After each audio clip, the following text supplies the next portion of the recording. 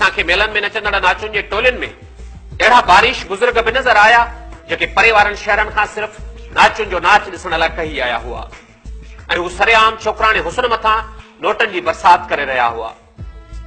नाचुनि जे मैदान में हर उमिरि जा माण्हू नज़र आया।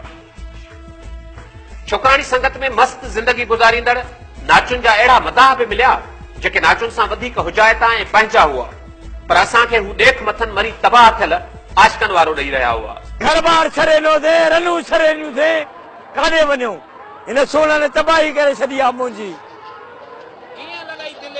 सही मजबूर आशिक मजबूर आहे, केॾो बि कधार हुजे पर आशिक मजबूर आहे। मां मजबूर आहियां बाबा। शादी कयल हा 6 ॿार आहिनि, 3 पुट 3 धीअरूं, उहे बि फिटी कम हिन जे करे। काॾे वञा, हे पैसे यारनि सरे ईसान मूंसां बड़ा पीर पैसा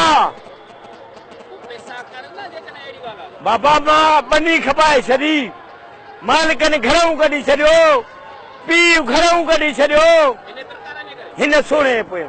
लॻई त कल पोइ वई न त लॻी वाली को पुछ हंधु हो जिते बाहि भरे ॿिए खे कहिड़ी ख़बर आहे। सही मुंहिंजो बच्चो आहे पर मुंहिंजी दिलि अथसि, जंहिंजी टंग में छेर तंहिंजी हॾी हॾी में फेर। असां मजबूर हुआसीं, दिलि ख़राब शइ आहे, मजबूर थी वियासीं। सर बसि हिन जे पोयां दर पदर हूं जंहिं मेले में हे वञनि था उन मेले में ठका वेंदो पिया। साईं बनी खपायमि न सर, साईं बनी खपाई अथमि, 5 तिरे बसि ज़मीन खपाई अथमि, उहो ख़र्च पाणी कयां थो पियो हिननि जे पोयां आहे। साईं हिनखे तक़रीबन 6 महीना खनि थी विया।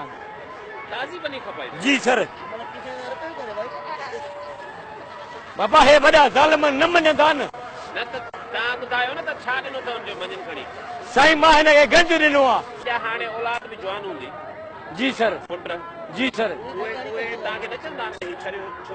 साईं मूंखे पंहिंजे पीउ घरों कढी छॾियो आहे। जॾहिं तूं छोरनि जे पोयां छा कहीं? मुंहिंजो पीउ मास्टर आहे, प्राइमरी